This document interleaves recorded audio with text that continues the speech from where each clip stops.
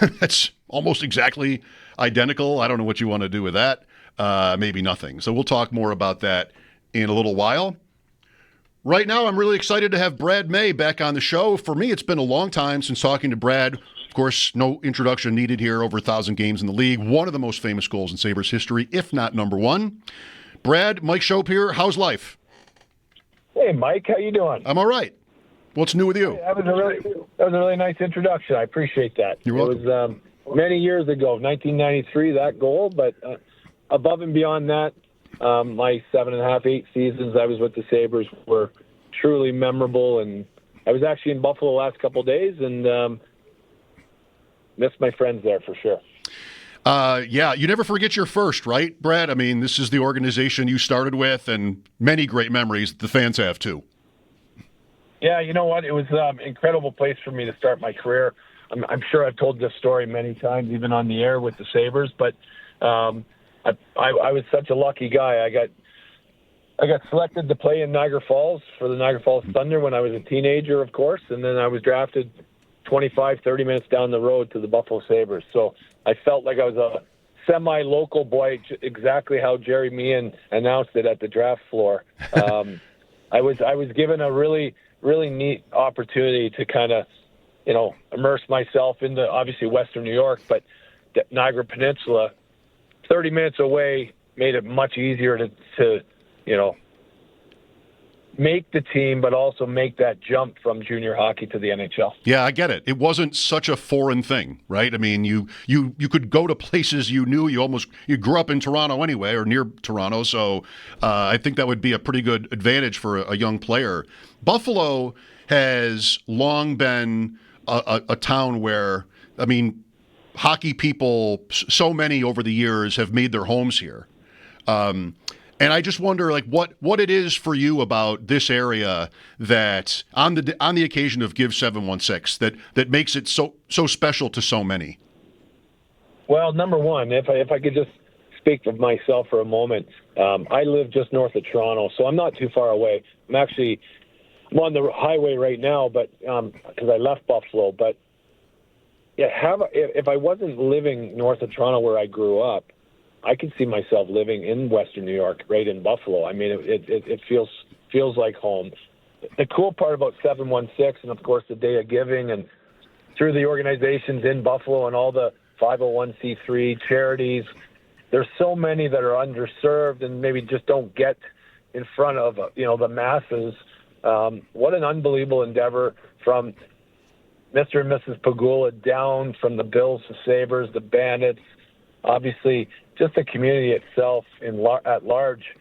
When I left this morning, I was at Key Bank in Williamsville. Mm-hmm. I looked at the total there at about $860,000, which I imagine that's going to be eclipsed and going to go well into the $1 million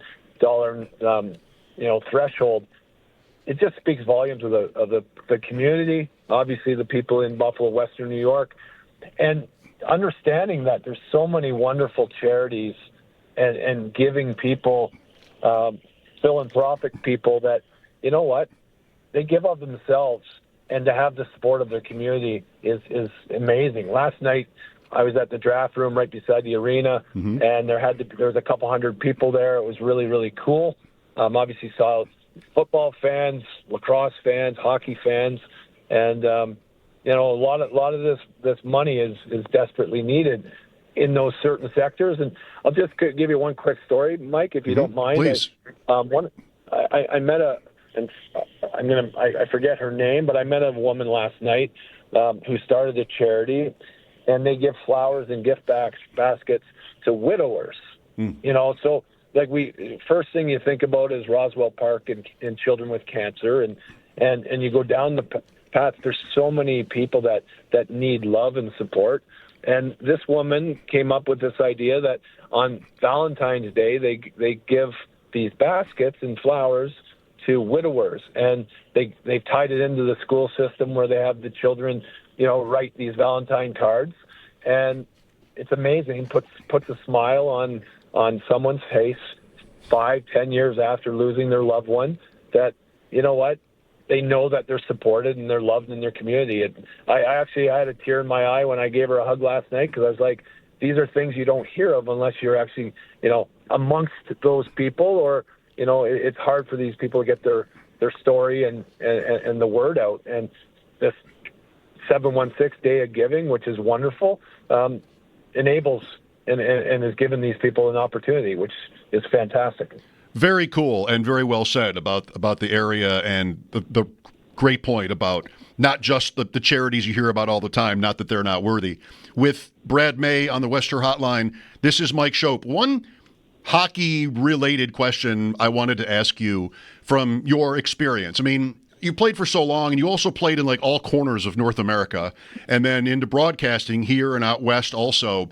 We're at a point where, I mean, Vegas won, Florida has won 2, Seattle, Utah. I mean, there's just we would maybe have a tendency to put down certain markets around here, thinking of how loyal this fan base is, Florida with empty buildings, or Carolina. And that's very different now. And I wonder what your perspective might be when it comes to this, because the Sabres have some challenges when it comes to recruiting players, and it just seems like the competition is obviously deeper and, better.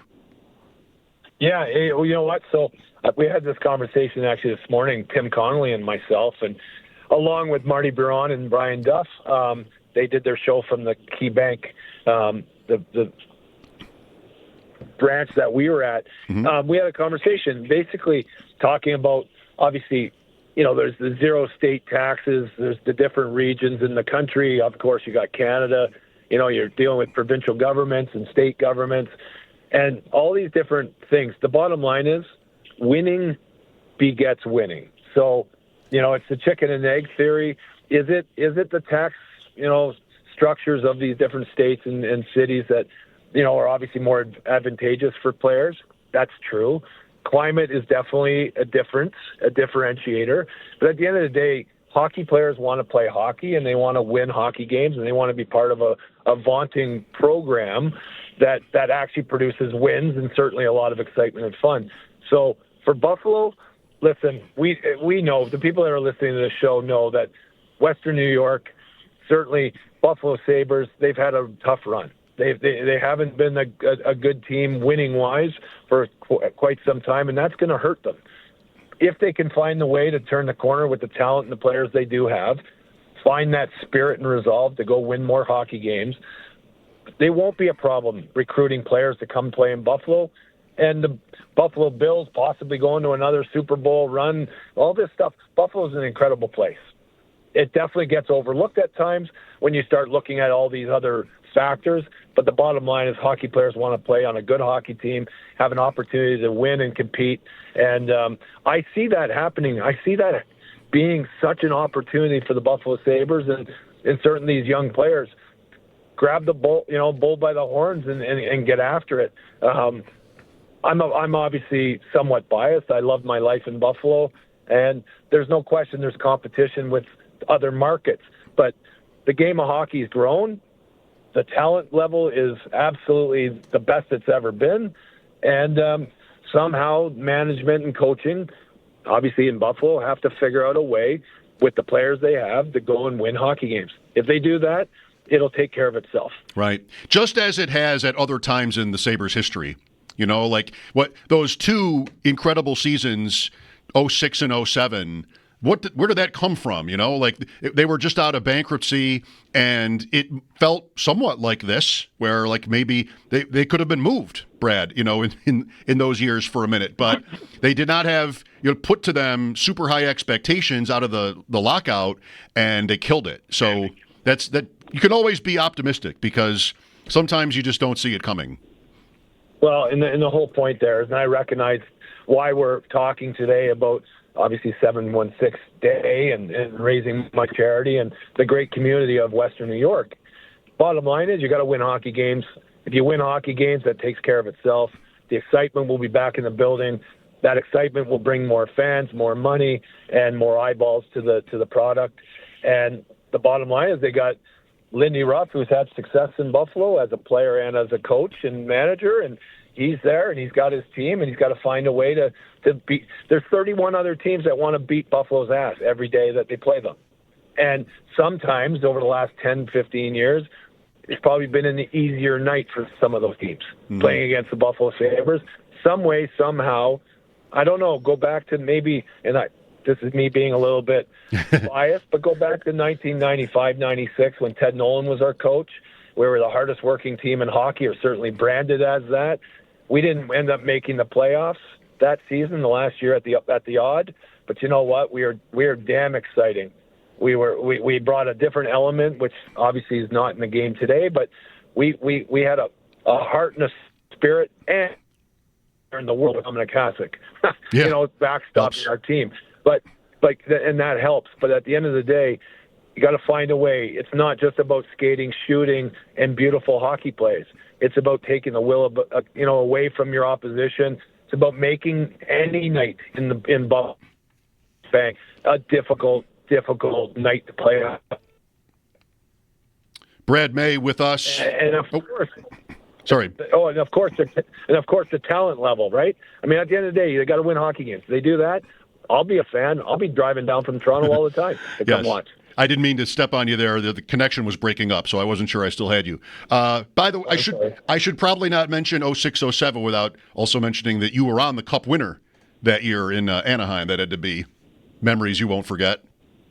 Oh, dude, it was a dream come true. Of course, 16 years in the NHL at that point for me, and I got traded at the trade deadline from the Colorado Avalanche, and fortunately for myself, I landed in Anaheim with a great team, and through that playoff run, I was actually had my fingers crossed that Buffalo was going to beat Ottawa in the conference final in the East, and Anaheim which we did, we beat Detroit. I would have faced against the Buffalo Sabres, and that would have been absolutely amazing. Unfortunately, Ottawa played too well, and Buffalo found themselves in some injury trouble, and we didn't get that chance. But winning the Stanley Cup and just being part of a team that did that, everybody in Buffalo, I swear to God, if Buffalo ever gets to this point, and I hope it's sooner than later, we're all going to have an absolute time of our lives celebrating and cheering that team on, because it's the best place to be as a hockey player, and I'm certainly sure as a fan to cheer your team on at that level at that time of the year. So my fingers are crossed for the Buffalo Sabres. One thing I remember about that season, 06-07, I remember a lot of things, but from being in here with Bulldog, the 5-06 season, the Sabres were so close. 06-07, they win the President's Trophy, but Bulldog kept saying, Anaheim is scary. Like they were, and Tim Connolly missing almost that entire season, coming back for the playoffs. Think about how that could have been, did add to their depth. But man, I think of Bulldog when I think of those Ducks, because he was just like, I don't know, this is about it's about the Cup, and I don't know. The interesting part, I again, listen, we had our time. Time does pass. The Anaheim Ducks, although we were emblazoned on the Stanley Cup and our team and our names, and it's wonderful. I would say the closest team to be the Florida Panthers, who have obviously won the last two Stanley Cups, were the Anaheim Ducks in 2007. A team that actually could beat you in many different fashions. They were tougher than everybody they played. They played tougher. You had a buy-in from the whole group. Your star players were tough. We had Tamu Solani, who grinded it out. We had Chris Pronger and Scott Niedermayer. At the end of the day, you need superstars, but then you also need an emerging young core.